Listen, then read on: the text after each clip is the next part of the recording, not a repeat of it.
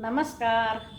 आज दिनांक 17 जुलाई 2021 है और गीता की निर्मल धारा के प्रवाह में आज हम अध्याय 14 के 6 श्लोक से प्रारंभ करेंगे। तो चलिए हम श्रवण करते हैं। भगवान का अमृतमय उपदेश चल रहा है, हम श्रवण करेंगे अब। तत्र सत्वं निर्मलत्वात् प्रकाशकं अनामयम् सुखसंगेन बध्नाति ज्ञानसंगेन चानघ। अनघ कहा है, दोष रहित अर्जुन को संबोधित करते हुए कहा गया है। तो चानघ मीन्स चा और अनघ, इसको मिलाकर चानघ शब्द बना है। अब कहते हैं सत्व गुण कैसे बांधता है, उसके लिए कह रहे हैं कि सत्व गुण अपने आप में एकदम निर्मल होता है और प्रकाशमान होता है, निरामय होता है, यानी उसमें कोई भी मलिनता या दोष नहीं होता।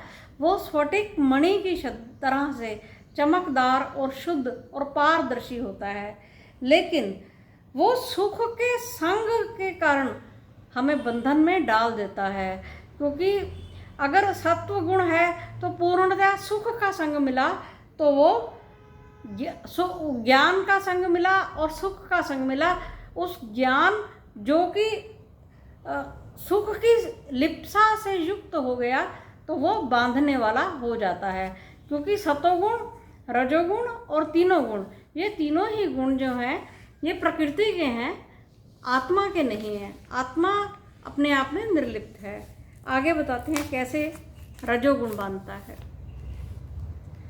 रजो रागात्मकं विद्धि तृष्णा संगम समुद्भवम् तन्निबध्नाति कौन्तेय कर्म संगेन देहिनम्।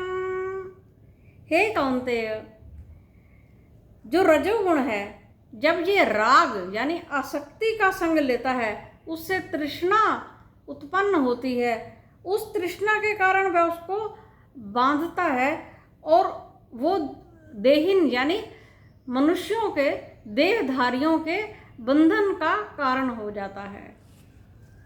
आगे कहते हैं सत्वं सुखे संजयति रजः कर्मणि भारत ज्ञानमावृत्य तु तमः प्रमादे संजयत्युत।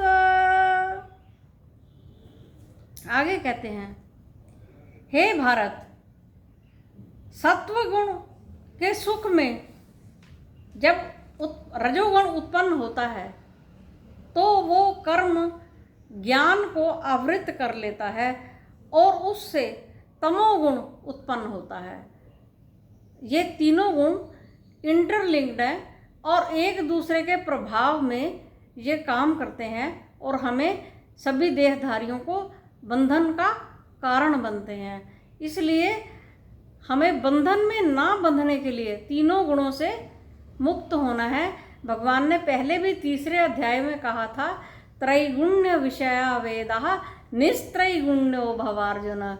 हे अर्जुन, ये तीनों गुण जो वेद है वो तीनों गुणों से पारे परे नहीं ले जाता। इसलिए तुम्हें निस्त्रैगुण्य होना है, गुणों के पार जाना है। तो गुणों के पार जाने के लिए भगवान का उपदेश ही हमें मानना होगा। आगे कहते हैं रजस्तमश्च विभूय सत्वं भवति भारत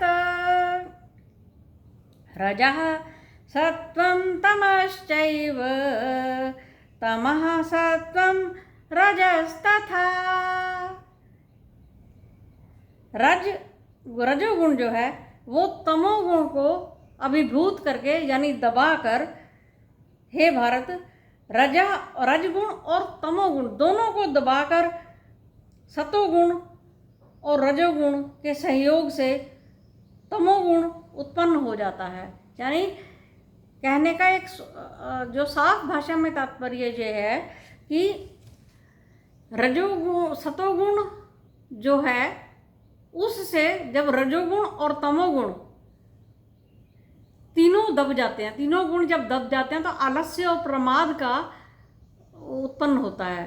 वो जो तमोगुण उसको आवृत्त कर लेता है सतोगुण और रजोगुण को, तो प्रत्यक्ष रूप से वो प्रमादी इंसान, आलसी इंसान हो जाता है और उसको कोई अपने लक्ष्य की चिंता नहीं होती। उस प्रमाद के कारण तमोगुण का उद्भव होता है और आत्मज्ञान उससे आवृत्त हो जाता है। जिस प्रकार एक दीपक की लौ को काले रंग के कपड़े से ढक दिया जाए तो उसका प्रकाश मध्यम या बिल्कुल समाप्त हो सकता है, उसी प्रकार से हमारे भीतर भी जो लौ जग रही है वो तमोगुण से प्रभावित है, तो आलस्य और प्रमाद उत्पन्न होता है। इतना कहकर मैं वाणी को विराम देती हूँ। आगे हम कल पढ़ेंगे। नमस्कार।